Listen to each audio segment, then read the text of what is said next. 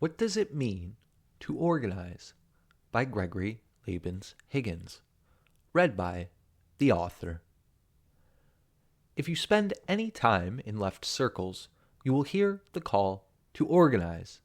We are encouraged to organize our workplaces, get involved in organizations, and to become organizers. By these means, the working class will escape its condition of oppression under capital. But what does it mean to organize? How do we make organizing a practice rather than merely a rallying cry? Perhaps it's best to begin by differentiating organization from spontaneity. When the lower orders can no longer withstand the pressure placed upon them by their class condition, whether from starvation, exploitation, or exhaustion, they may periodically rise up against their oppressor. These wildcat strikes, looting, riots, and isolated acts of violence are, per Lenin, outbursts of desperation and vengeance. Such blows against the status quo may relieve psychological anxiety and even improve immediate conditions, but they have neither the vision nor the formation for a truly revolutionary undertaking. Examples abound. Occupy Wall Street took the form of a mixed ideological coalition: libertarians, anarchists, socialists, and liberals, with disparate demands and a lack of coordination.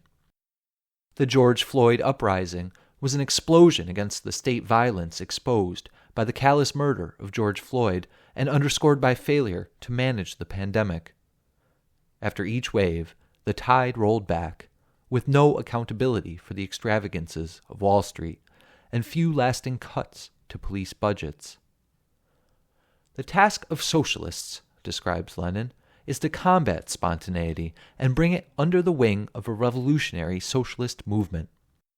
We must prepare for the inevitable crises of capitalism, giving shape to the response. Through organization, spontaneous street movements can be perpetuated into lasting formations of working-class power, with an informed strategy and a collective will toward revolutionary objectives. Political power is merely the organized power of one class for oppressing another, instructs Marx. It is clear that the capitalists, business owners, landlords, and the governing class are organized to ensure their continued access to a compliant workforce and the accumulation of profit. Wages are fixed, prices are raised, and workers are disempowered by monopolies and secret agreements to set aside the normal conditions of competition. Even that high priest of capitalism, Adam Smith, recognized people of the same trade seldom meet together, even for merriment and diversion, but the conversation ends in a conspiracy against the public, or in some contrivance to raise prices. To organize the working class is to organize in opposition to this coordinated oppression, to use the advantage in numbers and role in the process of production to threaten the capitalists' access to profit, and thereby strip them of their unearned power. An organized working class is uniquely positioned to overturn the rule of the capitalist class, and to rule for itself and the common provision of all, from each according to their ability, to each according to their needs. While this describes the goals and purpose of organizing, we must break down its concrete tasks. First among these is the raising of political consciousness among the working class. To be organized as a class, the working class must be aware of itself as existing in opposition to the forces controlling capital. This is achieved through political education, exposing the reasons and mechanisms behind our misery, exploitation, and alienation under capitalism.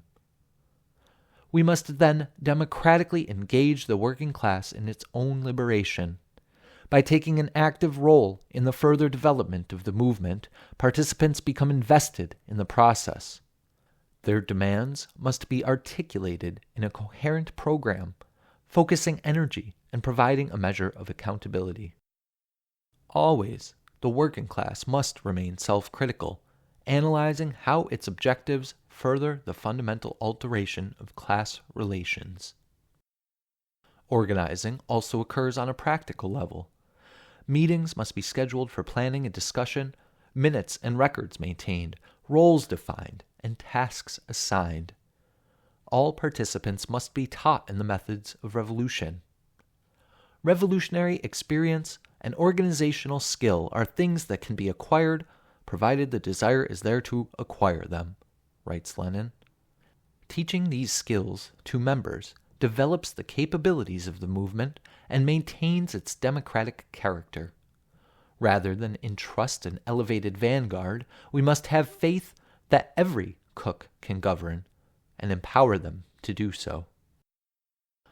The concentrated resistance against the genocide in Palestine demonstrates improved coordination among a broad coalition on the left that has become the nucleus for planning and information transmission. It is our responsibility to bring these forces together under a unified socialist movement. Ultimately, the socialist movement must prepare itself for the task of proletarian governance. Its current organizing, in the forms of participative democracy, mutual aid, and interpersonal relationships, must model the structures we wish to see in society. From these, we shall lay the foundations for a future where relations are no longer defined by the market.